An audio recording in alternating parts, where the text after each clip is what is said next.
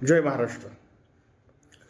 काल 9 मार्च रोजी शिवसेना पक्षप्रमुख उद्धव बाळासाहेब ठाकरे आणि मनसे अध्यक्ष राजसाहेब ठाकरे या दोघांच्याही सभा झाल्या आणि दोघांनी कुंभमेळ्याबद्दल आपली मतं मांडली. दोघांची मतं मांडण्याची पद्धत जरी वेगळी होती तरी अर्थ एकच होता की हिंदू धर्मीयांच्या ज्या श्रद्धा आहेत, ज्या आस्था आहेत, त्या आस्थांचा ज्या पद्धतीने गैरवापर केला जातोय, त्या श्रद्धांचा ज्या पद्धतीने गैरवापर केला जातोय आणि स्वतःची राजकीय पोळी भाजून नेण्याचा जो प्रयत्न केला जातोय त्यावर दोघांनीही टीका केली.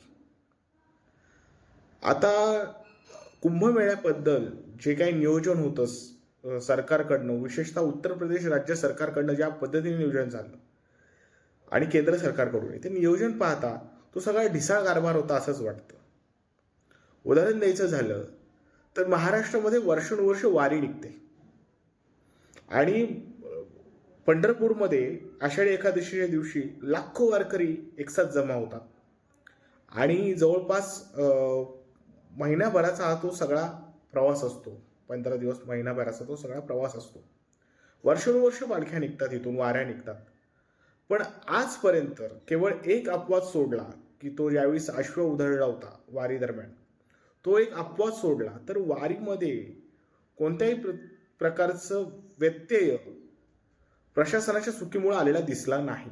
म्हणजे एवढं चांगलं नियोजन प्रशासनाकडनं केलं जातं, राज्य शासनाकडनं केलं जातं. म्हणजे पंढरपूरकडे जाणाऱ्या गाड्या असतील, मग त्या रेल्वे असतील, एसटी असतील, या सगळ्याची सोय केली जाते. कुंभमेळ्यात अशा कुठल्या सोयी होत्या सरकारकडनं केलेल्या? आपण बघत होतो की रेल्वेची तिकीटं मिळत नव्हती.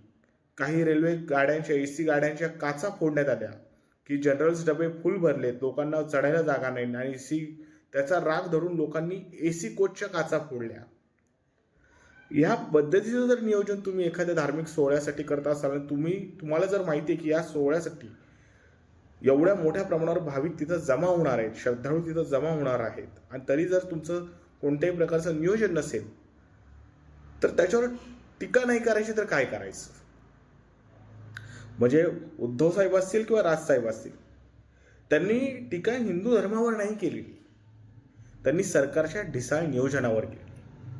आणि हे सरकार हिंदूंच्या आस्थेवरून, हिंदूंच्या भावनांवरून ज्या पद्धतीने बाजार करून स्वतःची मतपेटी भरण्याचा प्रयत्न करत आहे त्याच्यावर केली आहे. ठाकरेंचं योगदान हिंदू धर्मासाठी आणि महाराष्ट्रासाठी काय आहे हे संपूर्ण महाराष्ट्राला माहिती आहे. त्यासाठी कोणा दुसऱ्याचं प्रशस्तीपत्र घेण्याची गरज नाहीये. पण एवढं निश्चित की इतर लोक ज्या पद्धतीने अकलेचे तारे तोडण्यात जातात या सगळ्यावरून, म्हणजे आज राज ठाकरे असतील किंवा उद्धव साहेब असतील, हे ज्यावेळेस कुंभमेळ्यावरून बोलले, अनेकांनी त्यांना सल्ले देण्याचे प्रयत्न केले, अनेकांनी त्याच्यावर लगेच उड्या मारून काही ना काही व्यक्त होण्याचा प्रयत्न केला. ही सगळी मंडळी त्यावेळेस गप्प होती ज्यावेळेस राहुल सोलापूरकर, प्रशांत कोरटकर किंवा यापूर्वीही भाजपचेच नियुक्त केलेले एक राज्यपाल होते भगतसिंग कोश्यारी, ही ज्यावेळी छत्रपती शिवाजी महाराज, छत्रपती संभाजी महाराज, छत्रपती राजर्षी शाहू महाराज, महात्मा फुले, डॉक्टर बाबासाहेब आंबेडकर, कर्मवीर भाऊराव पाटील यांसारख्या महापुरुषांविषयी नको त्या शब्दात बोलली, त्यावेळेस ही सगळी मंडळी गप्प होती. त्यावेळेस कुणीही समोर येऊन बोललं नाही.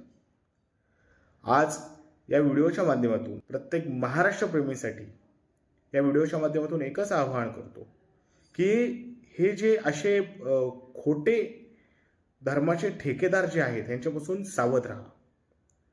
राज ठाकरे आणि उद्धव ठाकरे यांचा कुंभमेळ्यावर ते ज्या गोष्टीसाठी बोलले त्या गोष्टीचा नीट अर्थ समजून घेतला गेला पाहिजे. त्यामुळं हे बाकीचे बाजार मुंगे काय बोलतायत याच्याकडे फारसं लक्ष न देता यांनी ज्या गोष्टीवर नेमकं बोट ठेवले त्याचा जर आपण नीट विचार केला तर ते असं का बोललेत हे लक्षात घेता येईल.